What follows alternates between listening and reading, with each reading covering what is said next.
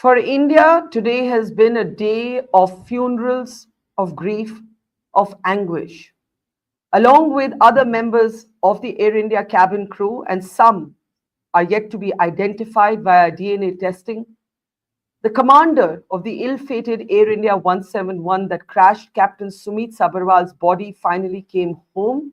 It was received by his elderly father, who is 88 years old. There wasn't a dry eye among those who saw the images of Captain Sabharwal's funeral in Mumbai today. I'm Barkha Dutt, you're with the Mojo Story. These are the heartbreaking images that are emerging from Mumbai today. The smiling photograph that you see on the left was placed on the casket that brought Captain Sumeet Sabharwal's body back from Ahmedabad to his grieving family. In many ways, this was the most fitting image. Captain Sabharwal lived for the uniform and he died for the uniform. Details are now available of how, even in his 32 seconds in the air, he tried to divert the plane away from a three-story building. His mind focused on saving lives both on the ground and in the air till the very last moment. Despite some terrible, hideous smear campaigns in sections of the media and social media that have sought to place blame at the door of the pilots without any concrete evidence, attacking those who are no longer alive to defend themselves, more and more evidence is now suggesting that till the very end of that 32-second journey, and you can see the salutes there, the tearful farewell, Captain Sumeet Sabharwal tried to save lives both on the ground and in the air, but unfortunately couldn't. His body came home to his grieving father today, who's in his late 80s, quivering, a frail old man, as he received his son's body. No parent should have to go through this. But that final image of Captain Sabharwal's smiling face in uniform on his casket said it all. As I said, he lived for the uniform and he died for the uniform. Meanwhile, even as questions mount about what may have caused this crash, dramatic and chilling new videos have emerged of the crash. At this moment, you can see on the screen students at the BJ Medical College actually jumping to the ground to get away from the crash. And that tells you everything about the magnitude of what happened. And this video that you see on your screen is a new video that has emerged of the survivor, the lone survivor in 11A, walking away as clouds of smoke surrounded him. This is the precise impact of the crash of Air India 171. As I said, a day of funerals, anguish, and grief. The bodies of several cabin crew members have also come back to Mumbai. And of course, the families of passengers on board that plane are also heartbroken and grieving. Many of them yet to identify their loved ones. That's how badly charred many of the bodies were as the plane crashed. As I said, the questions are mounting. And we are trying on this program, on this platform, to not be sensationalist, to not finger point without evidence, and also to not fearmonger. Because amidst all of this, it's important to stress that flying remains the safest mode of transport compared to trains or roads. Let me introduce our guests on the program today on a day when Captain Sabharwal's body was brought home to his father. I want to welcome Air Force veteran Group Captain Bajpai back to the program. Good evening, sir, and good to see you. I also want to welcome Captain Manmat Rotre. Captain Rotre was, in fact, somebody who learned under Captain Sumeet Sabharwal, and it's good to see you here. A very sad day for you, for the fraternity. And I also want to welcome Air India veteran, Captain Meenu Wadia. He is the former president of the FIP. He has, of course, been a senior captain with Air India. So welcome to all of you. I want to actually start by playing out, and yes, Captain Wadia, you are saluting, I think, in memory and commemoration of Captain Sabharwal and his team, and that's how it should be. Let me actually start with you. You know, we've seen some terrible moments in the media in the last few days where there's been an attempt to actually smear the pilots without evidence. You've seen a certain Captain Steve, a TikTok performer, get onto videos and saying, oh, maybe it was pilot error, and then having to retract his statement. More and more evidence now seems to point to a dual engine out. More and more evidence seems to point to a dual engine failure. Of course, there can be questions about what caused it, but there are also other questions being raised about why the entire stretch of the runway was used during takeoff and so on. I want your first thoughts today, of course, as we all stand in remembrance to Captain Sumeet Sabharwal and his team. Captain Wadi, I'll start with you. Sure, it's a very sad day for everyone, not only for the day, but whenever any accident happens, a lot of lives are lost, unfortunately, and people mourn. My strong conviction, very strong conviction, this can certainly be avoided or reduced drastically if our safety record in India improves substantially. There's a lot of scope for improvement. We have been trying for more than 50 years to improve aviation safety and standards in India. I hope we can get to some progress when people see how disastrous these crashes are and how many people suffer because of these accidents. So there's a lot of scope for improvement. If you want to go into specifics, we can do that gradually. Let me just get first comments from everybody as we say goodbye to Captain Sabharwal. Captain Rotre, for you in particular, this is a personal relationship. And I want you to talk a little bit about the power in that image of his smiling, uniformed photograph placed on his casket, and as his father and others said goodbye to him. Your thoughts today, Captain Manmat? These crying tears and everything, what you can see, the salute. I don't think Captain Sumeet Sabharwal would like this kind of, goodbye. He's a smiley guy. He always kept you very, very, very upright. He kept you very confident. Even when we were the newest of the newest first officers, and when we met him as a commander, he made us so comfortable, so comfortable. And he was one of the pioneers in the what do you call the crew resource management, which wasn't there in the olden days. He kept that ego constant, that commander and first officer, that status, to bring those bridges almost equal. There was no gradient of ego. So he was one of the pioneers. He was an example to how in future we would become a commander. We would behave the same with the first officers. So one of the finest guys, one of the most prepared guys. He had his notes written. He had all his flight plans ready. Everything was so systematic. Uh, he was a happy go guy, and you once you're out of the uniform and you met him out in the lobby of the hotels or anything, he was such a friendly guy. So I don't think it would be an appropriate way to say goodbye to Captain Sumeet Sabharwal with tears. He would have always liked somebody to tell him his last goodbye with smiles, and I would do it with smiles. And he did a great job. Thank you, sir. Thank you for teaching me for so long. I was a first officer with you, and then when I turned into a commander for about 10 years, I flew with you as a second commander or two operation commanders to I don't know how many destinations. So we are going to cherish you. You're not going anywhere. Your education, what's left with us, will continue, and we will carry forward to the juniors which who are going to learn from us. That's very moving, and ironically, as you talk about saying goodbye to him with smiles, it makes me actually well up with tears. But I see your point that smiling, ever smiling face of his is perhaps how he would want to be remembered and commemorated. Group captain, I want you to talk about a little bit about how Air Force flying is very different from commercial flying, because Air Force pilots are trained also to eject, to try and eject to safety. A commercial pilot cannot do that because he or she is responsible for the passengers at the back.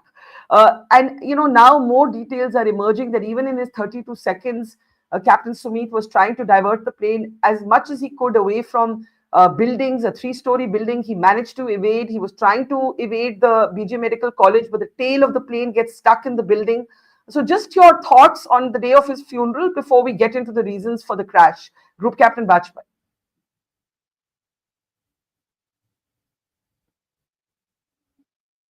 Sir, can you unmute yourself, please? Group Captain, can you unmute yourself, so please?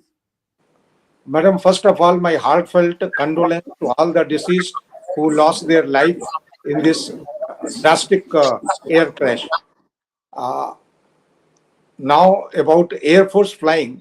In Air Force, the flying can be divided in three categories: fighter aircraft, helicopters, and transport aircraft. Yes, in fighter aircrafts, we have got proper parachutes through which ejections can be carried out.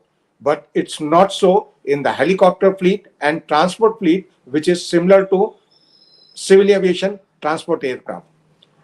Yes, the facilities available in the civil flying in full domain is not available in the Air Force side, because our role and operational activity warrants so many times we have to make landing.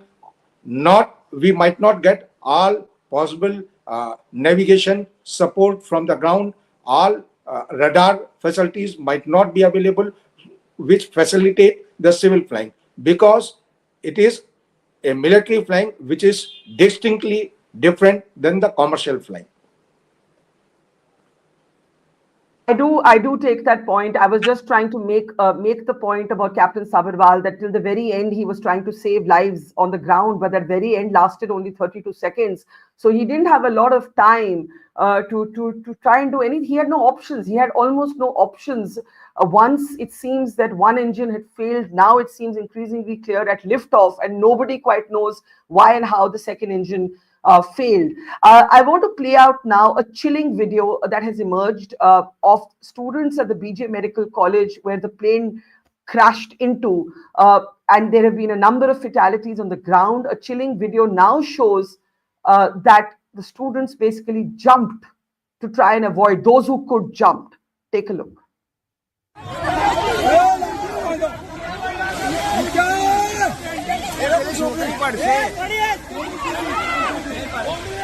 नहीं पड़ा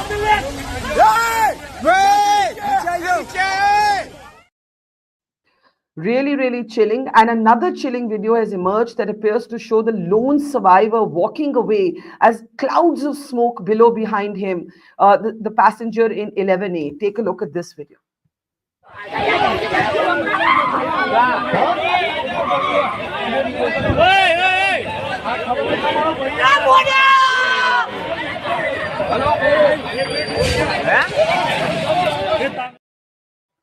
So you can really feel the magnitude of what has happened. I want to get straight into it now.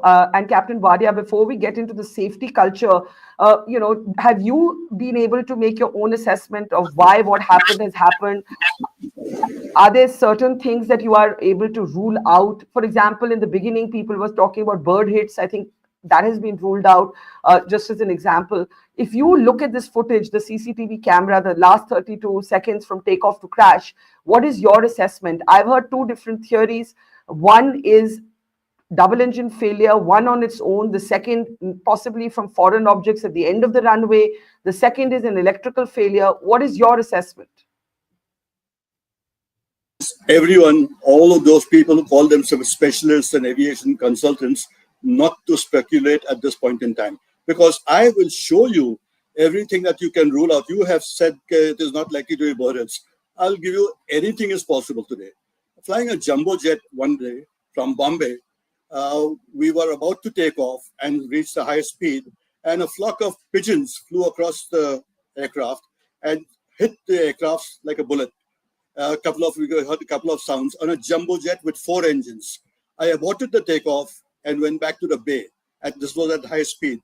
When we went to that bay, we realized that there were 3 engines which were totally written off with these pigeons only. And therefore, to assume that it cannot be bird strike in this case, and some people have said that there are no birds on the runway. It doesn't have to be. The birds will be ingested in the engines and they can cause a major damage in the engines. So I'm not saying it happened because of bird hits. I'm saying anything is possible. Sabotage is possible. Fuel contamination is possible. Dual engine failure, which is unusual, it has happened in the past. It's possible.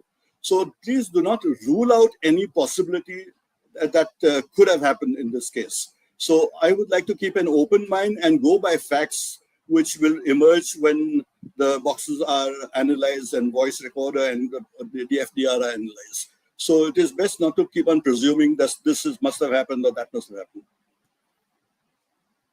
You're I said, fair enough. Let me bring in Group Captain Bajpai at this point. Group Captain Bajpai, you had spoken early on about the possibility of a cyber attack that you said must be considered. You had also, like Captain Wadia, considered other options.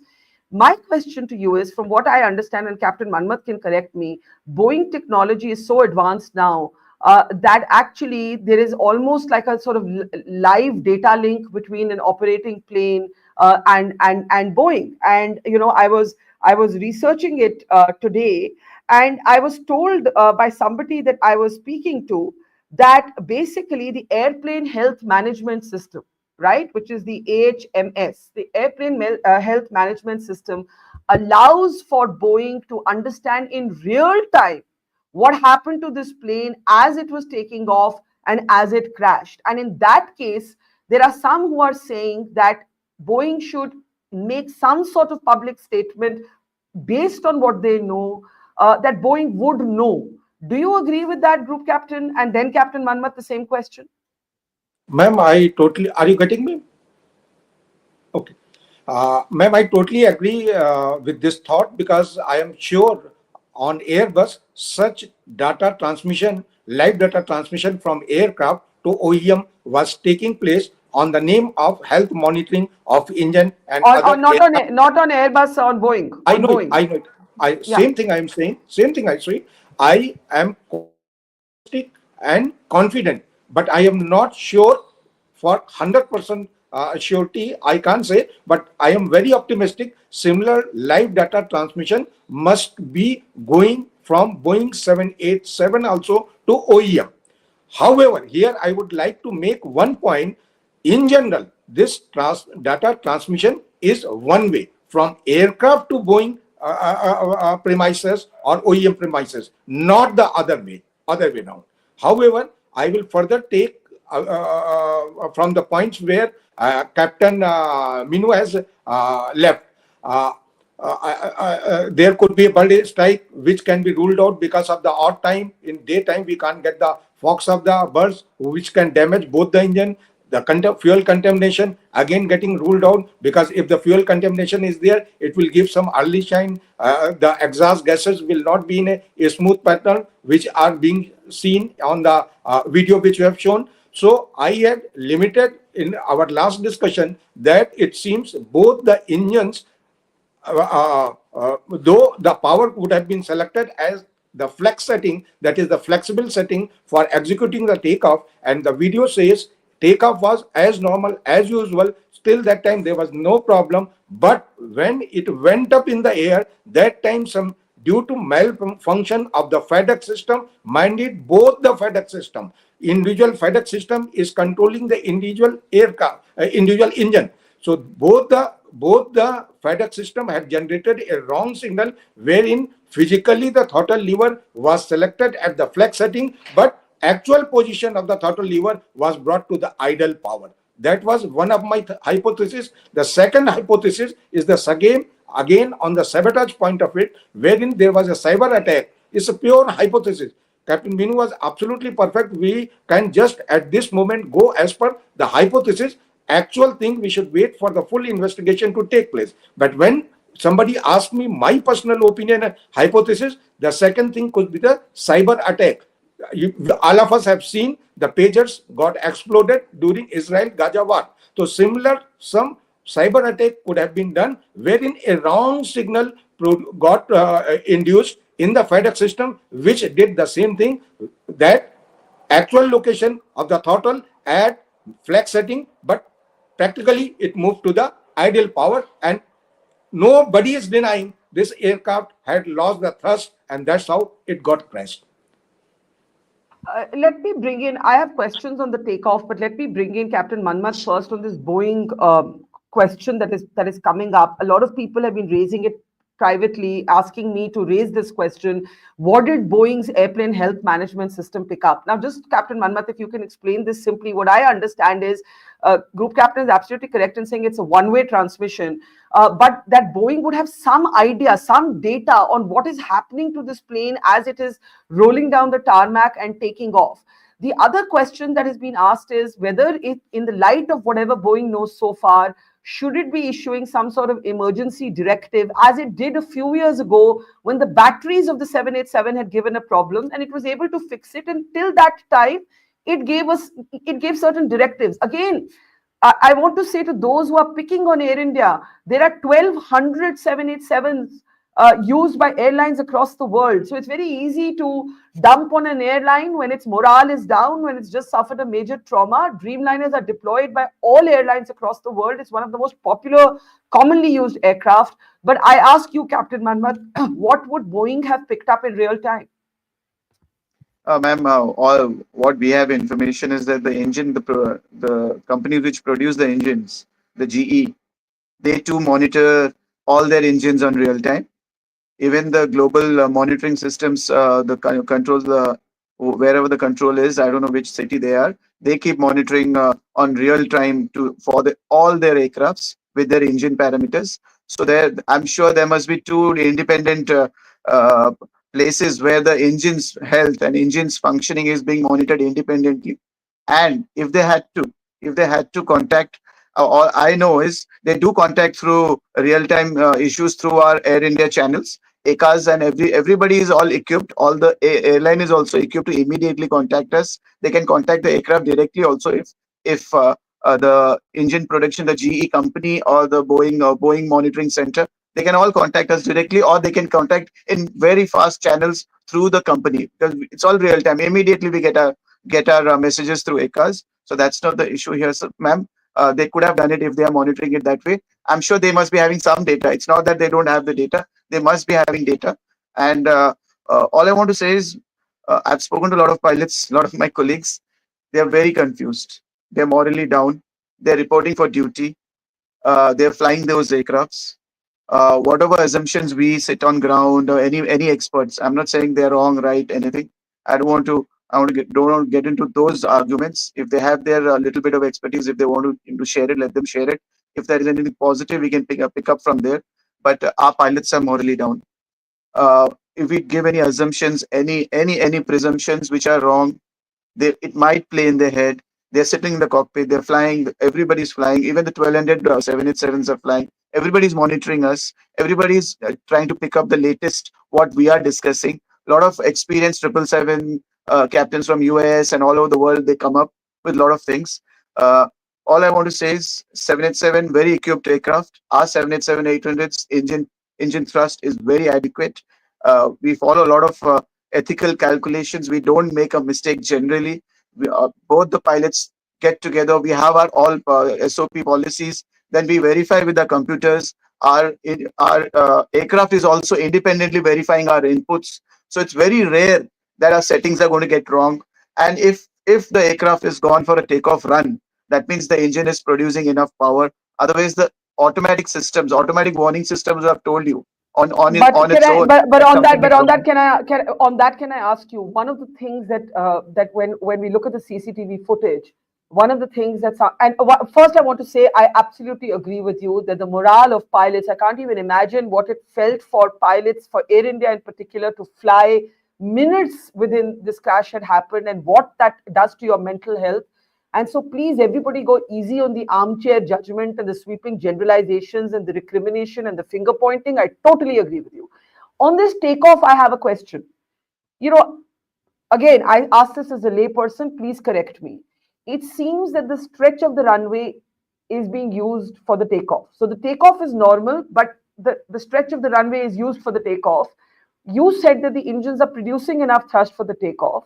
If so, would it be typical for the full stretch of the runway to be used, Captain Manmat? And then the same Ma'am, question for Captain Walia I've and done this flight many Group a Captain also. times. I've done Yeah. this. If I can say, because I've done this flight many a times. Ahmedabad, the summer times temperatures are very high. It's low pressure. QNHs are low.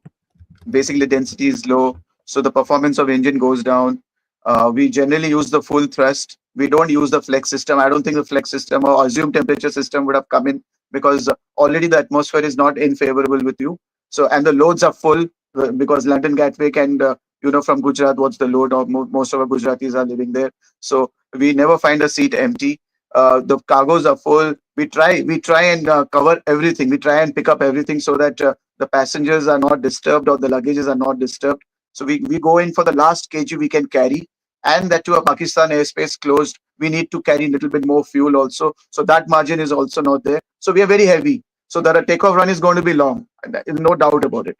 And there will be a flap setting which is normal flaps 5 which we take, or sometimes the flaps 15 give us a better performance. So I'm sure they must have calculated to the last digit, last digit. I have full confidence on Captain Sabharwal's whatever his skills and talent and his calculation. He's very meticulous about it. I have no doubt about it. I'm sure there's something wrong with the engines. I don't know for what, for fuel, for a dual engine, for bird, whatever sir says. There are so experienced panel here, but I know for sure we have been practicing this dual engine failures in the simulators at 500 feet, 600 feet, 1000 feet. I know if we have both the engines with us and with the gear down and with full thrust and the pitch setting which we always practice. I'm not saying I'm the greatest pilot ever, but I'm just saying we practice. That's why I know a bit about it, about 5-6 degrees of, to recover from a stall type of situation.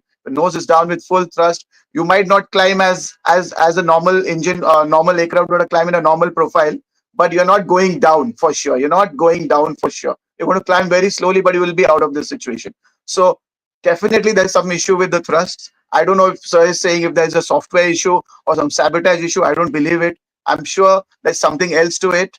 And the FADEC system, both the dual engines failures, the rat coming out, there is more to it. And there was some more systems failure. There was a multiple system issue. That is 100% with the dual thrust. Yeah, and I think you've explained quite well and lucidly why the entire or long run was used for the takeoff, the heat, the load, extra fuel, because Pakistan airspace is also closed, so it's a longer flight.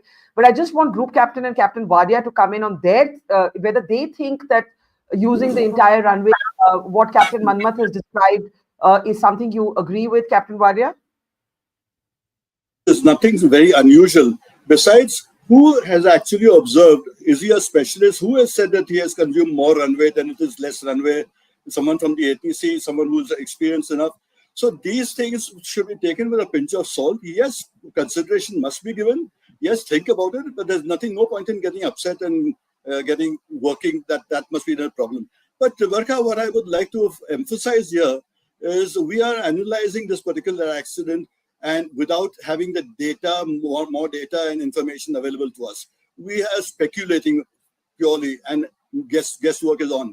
However, it will be far more important to focus on why these accidents can be avoided, how these accidents can be. I'm definitely sure that many more accidents can be avoided and safe flights can be. Let's talk about let's talk about that in a moment. I'll just get Group Captain to come in also on his. You believe that the speculation and fair point. Captain Manmat says he flies this route. He's flown from this airport. He's explained everything from heat to load. So I think that explains those who are asking questions about the full stretch of the runway being used. Group Captain, any thoughts? Ma'am, nowadays we are in a digital world and nothing much is left to the captain's wisdom.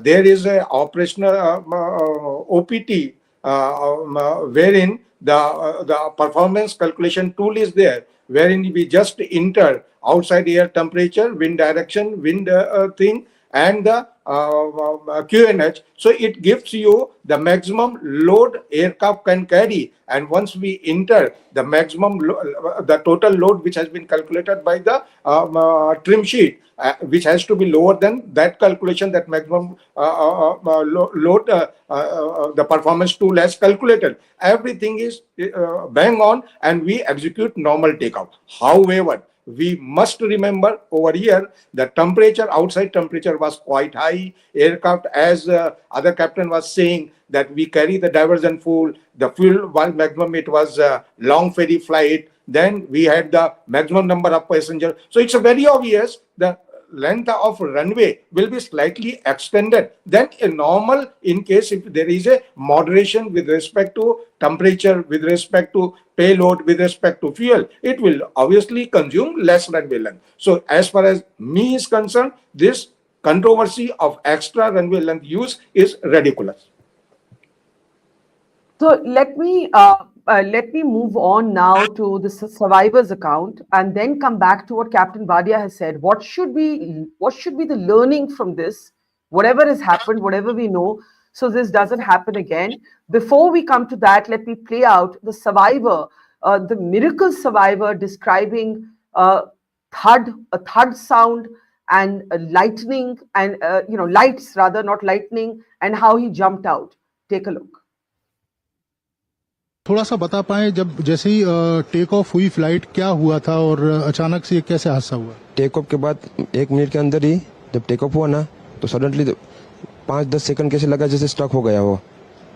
बाद में से मेरे को लगा कि कुछ हुआ। बाद में प्लेन में लाइट ऑन हो गई, ग्रीन और वाइट। बाद में वो पता नहीं वो प्लेन टेक ऑफ ज्यादा करने के लिए वो रेस तो बोलते हैं क्या, रेस दिया होगा ऐसा कुछ, और सीधा स्पीड में ही घुस गया जहाँ वो क्या था वो हॉस्टल था एक हॉस्पिटल का। हाँ, हॉस्टल में। I can't explain, everything happened in my I, I can't. How did you manage to escape? I just Did you pull the emergency doors? no. Emergency door is broken. Yeah. My seat is broken. Yeah. Then I see the pace little bit. Yeah. Then I will try to come out. Okay. Yeah, that's why. So, did the aircraft catch fire before you came out? Yes, Okay. a little bit fire. After me, I'm out. Then blast.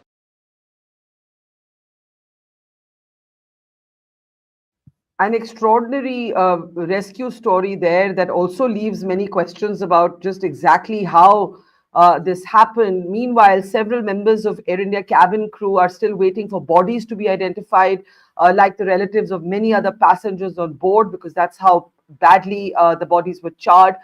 I want to spend some time to talk about what the learnings can be. There's been some conversation about settlements near airports, densely populated neighborhoods near airports. Also, pilots under pressure to save their company's fuel. Are they really autonomous to make decisions that are unencumbered from those corporate pressures? Let's start with you, Captain Meenu Wadia. You've been wanting to talk about safety culture, how we can have an improved safety culture. Go ahead, sir. Since you yourself mentioned about the clearness of the runway and buildings beyond that, let me give you a specific example. Bombay Control Tower was reported to be dangerous by pilots. So therefore, the government ordered a committee, high-level committee, and I was on that committee made by the government of India, and we were going through a lot of documents of the airport authority itself. What I was amazed to find that this ICAO standards, the law is ICAO standards cannot be broken under any circumstances. ICAO recommendations are mere recommendations. It's advisable to stick to them. In this particular case, it was recorded in the airport authority meetings that one of the directors said that this is against ICAO standards. So it was reported and logged and recorded in the minutes only. That doesn't matter. The chairman will give dispensation. The chairman has no authority to give dispensation, nor even the High Court judge has a dispensation. These are ICAO standards which are calculated and come to these conclusions by specialists who've gone through a lot of details. Now, yes, we do see that many of the airports have buildings around it. Which building is obstructing? You and I sitting in our rooms cannot determine that. However, the airport authority has all the airports which are on their computers with total maps, and they know exactly at this point and this coordinates up to what height can a building be constructed. And that is a new control tower, which was built because of the old one was demolished. And when it was eventually demolished, before that, the minister and the civil aviation secretary had the same thing to say. If we demolish now, a lot of heads will roll. So they make a mistake, but they don't want to correct it immediately because a lot of heads will roll. Now, this attitude of a lot of people in authority in India, whoever be, they could be police also, could be government officials, this attitude of I am all powerful, no one can question me, I am the authority. This has to be broken down very strongly, unfortunately. And there are many airports which have obstructions, which if they want to identify, they can identify, and if it's actually infringing the laws, it can be removed immediately. That's an excellent point. And when it comes to the BJ Medical College in particular, people from Gujarat were pointing out that the medical college is very old. Somebody said in the audience stream that it's existed since 1871. It's the airport that came later. But the height matters, right? The height may not be what it was in 1871. And I'm just trying to understand, Captain Wadia, to you, who should have the final say? If a pilot is flagging something as being potentially dangerous, then that has to be heard and respected, not a bureaucrat who may not have that expertise. Absolutely valid point. Will you repeat that 10 times over and over again?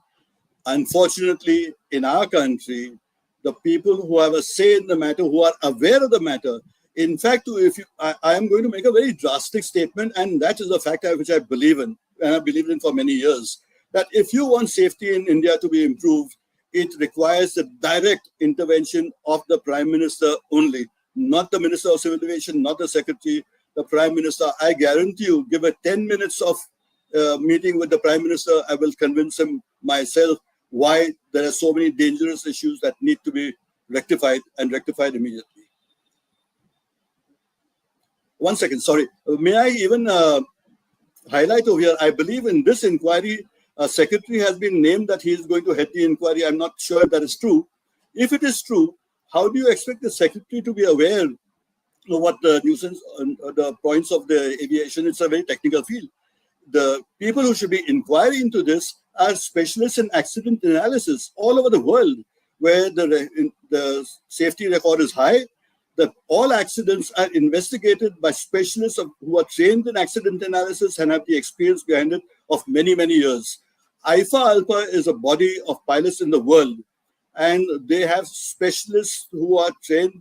We have tried to have people trained in India. It has actually been obstructed by the DGCA. You're actually correct. There's a headline that says that Home Secretary to head the high-level committee on air crashes, and you're making the point that what is his or her expertise? His expertise to do this, it needs specialists, it needs technical people, and a bureaucrat is not the answer to everything.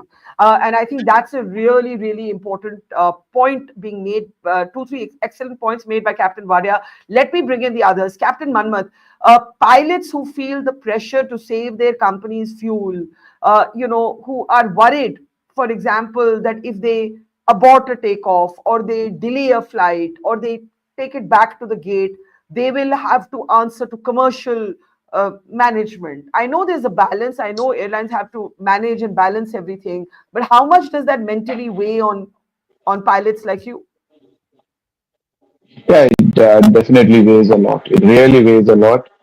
We are worried regarding all these kind of regulations, rules, and the HR issues, and especially anyways, what for the passengers.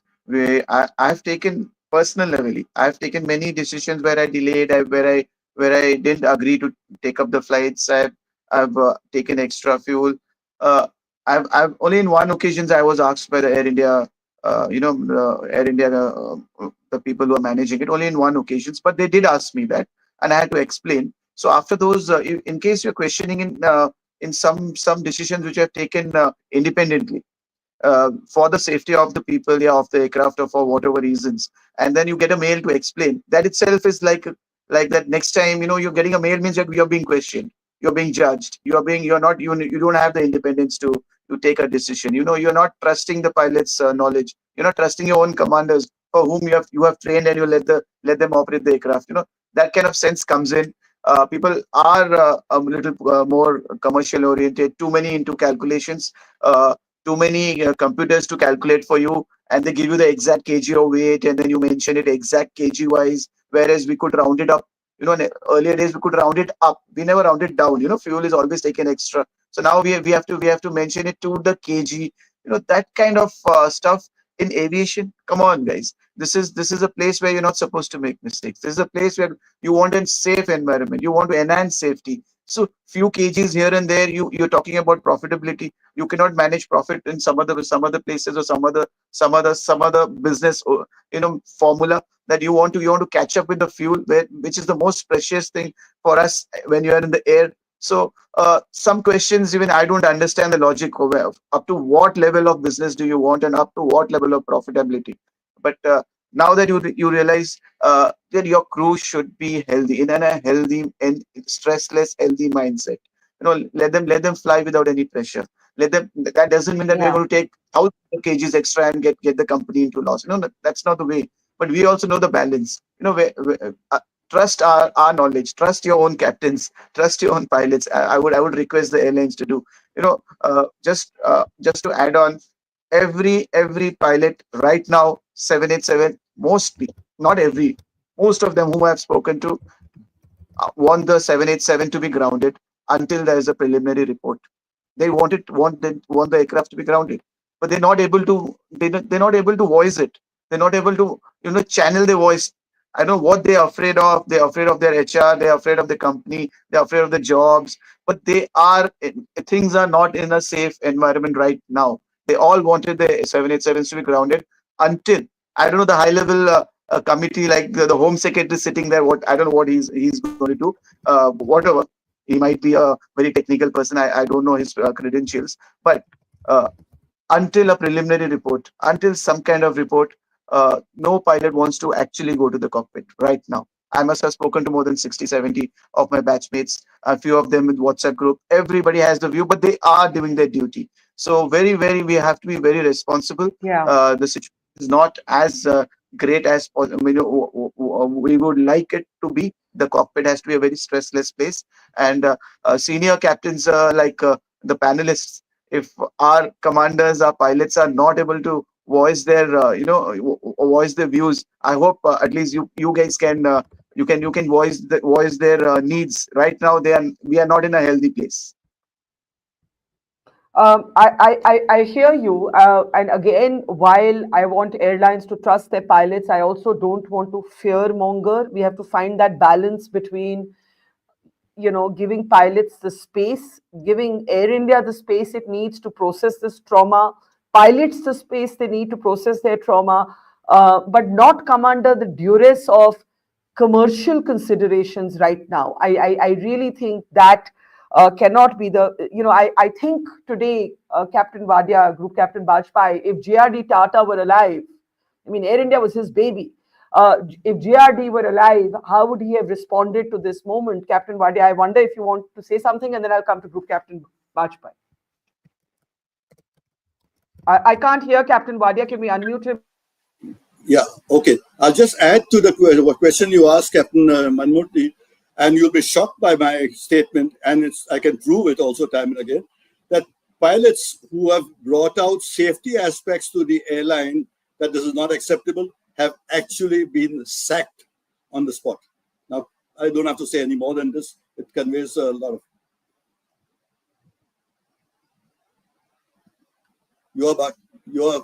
I said that's scary. I said that's scary. That is very scary.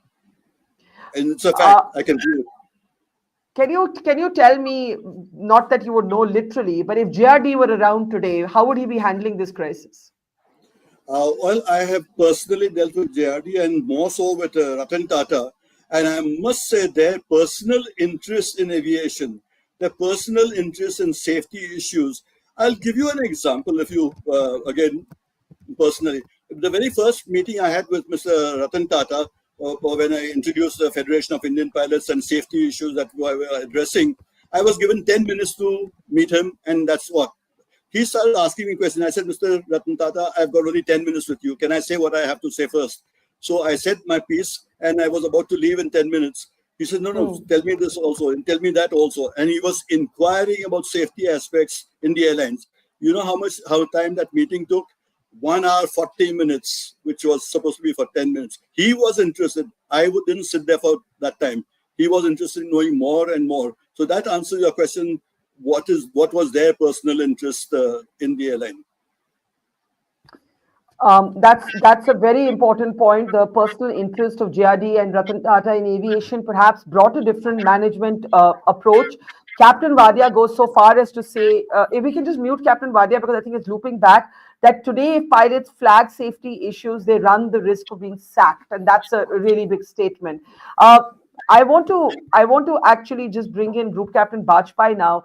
Group Captain Bajpai, we have some new data released by Flight Radar 24, which I do not claim to understand, but I am going to read it out to you. Uh, if we can go to the data they've shown, Flight Radar 24 says we have taken data from AI-17 departures for the month prior to the accident flight and overlaid their departure paths on the data from AI-171 on 12th June. So they've done a comparison of previous flights and 12th June. The accident flight is in red, while all other flights are the blue parts. The data shown here is the uncalibrated barometric altitude. So the data is not above ground level, but it is consistent to itself. I don't really understand what I have just read out. It is deeply technical. I'm just reading it out. If we can show the flight path, maybe Group Captain has some takes on it. Group Captain, go ahead. Ma'am, first I would like to tell all your viewers, and other two captains also will agree, no two flights, I repeat, no two flights will be ever similar, because there are so much variation takes place from one flight to another flight. So many, the payload, the fuel, the passenger, the wind, the direction, the outside temperature, the QNH. So we can't compare from previous flight to the ill-fated flight. Number two, Captain Meenu was talking about the captain whosoever raises the flight safety issue. Sir, may I have honor to bet with a difference with you that it's not only captain, anybody, maybe engineer, maybe ground support staff, maybe anybody, he gets the same treatment, for your kind information. The third point, sir, you talked about that there is a home secretary heading the distinguished panel. Again, for your kind information, there are 13 members in that August committee. Not even a single man is from flight safety other than Air Force member who's DG INS, Director General of Investigation and Safety. All other people are administrative people. I hope and pray that they will be in the supervisory committee. They will not identify the root cause of this accident. For identifying the root cause of the accident, there will be enough professionals taken from AIIB, from NTSB, from Boeing company, from Air India people who have experience, who can give the evidences, the FOCA, the DFDR decoding, the CVR decoding. And at last, ma'am, you were asking about the root cause or what are the probable cause. I would like to request, not in agreement with the Captain Meenu, that we should not go in too much of speculation. However, till the time the full-fledged inquiry is completed, the investigation is completed, people have analyzed, they have deliberated, and they have collaborated the data found from the DFDR with respect to other found evidences to reach the final conclusion. But as far as the future way ahead you were asking, so the ICAO has come out in the year 2000 as per the ICAO Annexure 19, a beautiful system, that is the safety management system, wherein they published a document also, document number 9859, which has been implemented with effect from year 2000. My humble submission will be that all the things written over there should be followed in letter and spirit. It is based on 4 pillars. First is the safety policy, second is the safety culture, third is safety risk management, and fourth is safety promotion.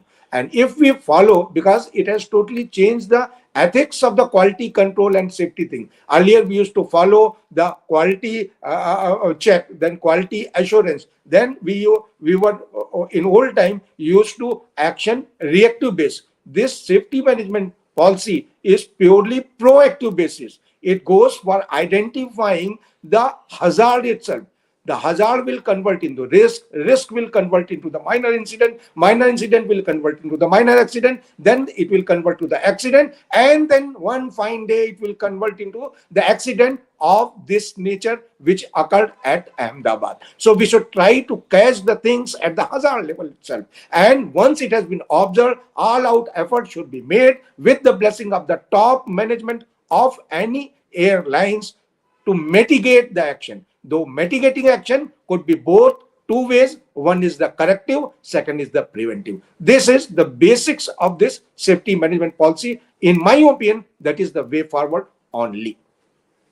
Thank you. That was very clear, and I'm actually shocked to hear that none of the members of the 13-member inquiry panel are specialists, except one. We have to hope that there is a subcommittee, that is a technical committee under it, that actually conducts the inquiry onto what went wrong. Boeing will have its own role in this. This is also international. 53 British citizens were killed in this, so this isn't going to be. This can't be some in-house. Sort of, sarkari, bureaucratic driven operation. It simply can't. Let me take last comments. Everybody has their hands up. I'll start with you, Captain Wadia. Prescription for the path ahead. The secretary, he might be a wonderful person. If you remember the mid-air collision that took place in Chakri Dadri, that the Saudi and Kazakhstan airline which crashed, we had forecasted that crash in writing, informed the government of India that this will happen. They did nothing about it, and it happened. Thereafter, a judge of the High Court was made the president of the inquiry. Director of Air India was made, a pilot was made a part of the inquiry. What did the inquiry come out with? The pilot didn't hear the ATC probably accurately, so the aircraft collided and so many people got killed. Absolutely absurd. They could have prevented this accident from happening, and there was no finger pointing at the airport authority at all, not the DGCA, who were primarily responsible for this crash to have happened. And after giving suggestions to the government, it took 10 months to implement what could have been done in 24 hours immediately. Eventually, after they accepted the recommendation and made the airways different, there were no near misses also on that route, and it was perfectly safe. So first, before the inquiry starts, I strongly suggest some pressure must be brought, or information must be brought to the government to please not have a secretary, but a specialist as heading this inquiry. I think that's a really, really critical point. It also sends the right message that this is not business as usual. And I completely agree with you, Captain Wadia. Captain Manmat, last thoughts? Yeah, ma'am. Let it be the AAIB, let it be the NTSB, whether there was some foreign nationals or not. Let the rules be set. Let a precedent be set that all inquiries will be done as per the the expertise of the people. I don't know about this committee. Even I'm shocked. Even I didn't read about them in detail. Yeah. But so there will be a technical wing to it, and the experts would be there, find out what actually happened, and the most important part is the pilots are gone. For a pilot losing a passenger, I'm not talking about these many passengers, losing a passenger and losing his aircraft cannot. That's the worst thing which could happen. The worst is done for Captain Sabharwal. No matter it's his fault or whoever's fault. For him, it's the worst. He's lost passengers. He's lost his beautiful aircraft. So whatever the inquiry may be, it may be pilot error. I don't. It's fine. Whatever Boeing error, whoever it is, please. There should be a transparent. As transparent as possible. The facts should be out. Let's make our skies as safer as possible. These kind of accidents only enhance safety later on, because new rules come up, new regulations come up, people can follow. So let's find better skies, safer skies, better better and confident pilots with less stress. So these kind of stuff should be kept in mind. And as a pilot, I can only request this. I don't I don't fall into all other regulations of buildings and everything else, whatever a lot of regulations and rules. I only know, give me a safe aircraft, give me a safe sky to take my passengers safely. That's all. Yeah. Yeah, absolutely. Group Captain, if you want to add to that, Group Captain Vajpayee. was said in your introductory lines, I myself is a firm believer of the Latin phrase audi alta partem, which says law of natural justice. If you see any statistics in any aircraft accident, the fatal accident, the ratio is 50% of the cases captain of the aircraft has been blamed. The poor deceased captain is not there to defend himself. Today, my small child does anything, I ask him, beta, kya hua, kaise hua, how did it happen? So he is not there to defend himself. So it's the easiest thing on the earth to blame the captain. I am not for it. It's a ridiculous. Second point is this I hope again and pray to Almighty that this time investigation should be as transparent as possible, and we should find out the root cause of the accident. Not only finding the root cause, root of root cause also should be found out, and the accountability be fixed, and the accountability also should be fixed, not from bottom to top, from top to bottom. I think that is the way we will improve the safety culture in our country. Thank you very much. I agree with literally every single point made by all three of you in on different dimensions of this tragedy. The most important thing that we can do is to make sure that this doesn't happen again. But it chills me. I'm old enough to remember Charkhi Dadri. It was amongst the first assignments that I reported on, and it chills me to hear Captain Wadia say that it was actually forecast and that this was a tragedy waiting to happen, and nothing was done to contain it. And the only tribute we can offer those whose lives have been lost, Captain Sabharwal, Captain Clive Kundar, the cabin crew, the passengers, the students on the ground, is for this to not happen again. And therefore, it cannot be business as usual. One more committee pe committee. It cannot be routine. What has happened is not routine. And it will happen again if we are not jolted. And I know it's very painful. Some people say it's too painful for them to watch. But you know what? Everybody flies. We live in an interconnected world. None of us are going to stop flying. I want to say thank you to our guests today, to Captain Wadia, to Group Captain Bajpai, and to Captain Manmat, for whom this has been a personal day of tragedy. He trained under Captain Sumeet Sabharwal. Thank you very much, gentlemen, for watching. And Captain Wadia, the salutes that you offer today are offered from me to the entire cabin crew and pilots of AI 171. I will say thank you now to our audience and leave you with these tragic, heartbreaking images from the funeral of Captain Sumeet Sabharwal. Thank you for watching. आप कैसे जानते थे सुमित जी? ये मेरे next building में रहते हैं। मेरा कोई परिचय तो नहीं था, पर देश का एक सूरवीर चला गया हम लोगों के बीच में। आप बहुत नम है, आंखें आप रो रहे हैं। ये देश की धरोहर है। ये लोग जो है 8,002 घंटे का एक्सपीरियंस, और एक आदमी ऐसे ही चला जाता। भगवान इनको अपने साथ उचित जगह दे। ये देश के हीरो है, बस मैं इतना ही कह सकता हूँ। और उन्होंने लोगों की जान बचाने की भी कोशिश की फ्लाइट। अपनी पूरी जिंदगी एयरफोर्स और एयर इंडिया में, हाँ, एयर इंडिया की फ्लाइट्स के साथ में दिया है, जिन्होंने वो महानतम लोग हैं। ये महानतम लोग, इनके बारे में जितना नमन किया जाए उतना ही कम है। मैं 100 आदमी को नमन करता हूँ। आप कैसे जानती थी?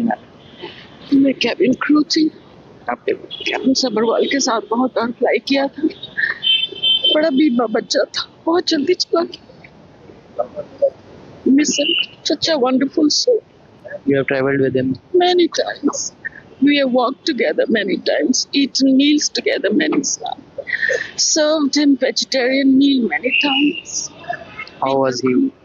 Wonderful soul, such a pure soul, left us soul. Also, we see videos on internet where it is seen that he tried his best to land the flight. Of course, no doubt. Very skilled pilot. Of course, no doubt. Take care, ma'am. Take care. Captain Sumit Sabharwal जो शायद अपनी पूरी कोशिश के बावजूद भी लोगों की जान नहीं बचा सके, खुद भी वो उसी फ्लाइट में थे और उनको भी अपनी जान देनी पड़ी।